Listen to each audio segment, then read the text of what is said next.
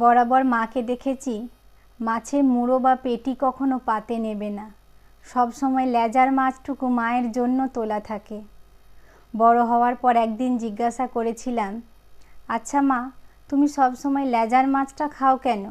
কখনো কখনো মুড়োও তো খেতে পারো। বাবা সেটা শুনে মুখ টিপে হেসে বলেছিল, তোর দিদা তোর মাকে শুধু লেজার মাছ খাইয়েছে, তাই তোর মা লেজা ছাড়া অন্য মাছের স্বাদ বোঝে না। আমি বলেছিলাম, লেজার মাছে তো প্রচুর কাঁটা, ভালো লাগে তোমার? মা হেসে বলেছিল, লেজার মাছে একটা মিষ্টি স্বাদ আছে, আমার খুব ভালো লাগে। পেটুক আমি টেস্টের কথা শুনে একদিন লেজা খেয়ে দেখলাম, কাঁটার কারি ছাড়া বিশেষ কোনো স্বাদ বুঝিনি।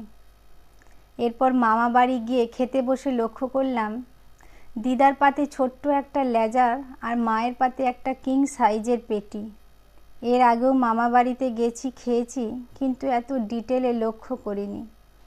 আমি আবার অবাক হয়ে দিদাকে বললাম, আরে মা তো পেটি খায় না গো, মাকে লেজাটা দাও।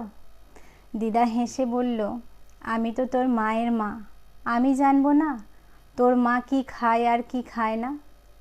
বুঝলি দিদিভাই, তোর মা কখনো লেজার মাছ মুখে তুলতো না, আগাগোড়া পেটি বা কোলের কাছের মাছটা ওর জন্যই তোলা থাকতো। জানি এখন ওর লেজেই অভ্যাস হয়ে গেছে, তবুও মায়ের কাছে দুদিন একটু ভালো মন্দ খাক। আমি অবাক হয়ে তাকিয়েছিলাম মায়ের দিকে, দেখলাম মা কিন্তু পুরো পেটিটা খেলো না, শুধুমাত্র এক টুকরো ভেঙে নিল।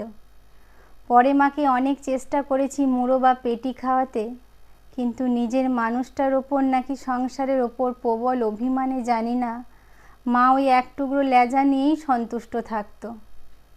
তারপর সময় গড়িয়েছে, বিয়ে করেছি, সন্তানের মা হয়েছি।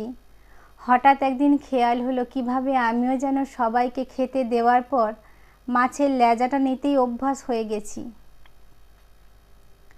এতদিন হলো আমিও পাত সাজিয়ে খেতে বসি না, ভালো মন্দ রান্না হলে প্লেট ভর্তি করে নয়, বরং ছোট্ট একটা বাটি করে নিয়ে চেখে দেখেই অভ্যস্ত হয়ে গেছি।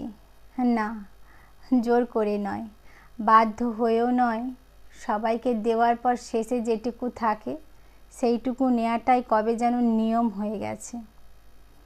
আচ্ছা, মেয়ে থেকে স্ত্রী, বৌমা, মা পোস্টে উত্তীর্ণ হওয়ার পর কি মেয়েদের জীবের স্বাদকোরকগুলো ইনঅ্যাক্টিভ হয়ে যায়? যেটুকু আছে সেইটুকুই চেঁচে পুছে নেওয়ার অভ্যাস কি সংসারে তৈরি করে দেয়, নাকি আমরা মেয়েরা নিজেরাই এই অভ্যাসগুলো করে নিই? কে জানে।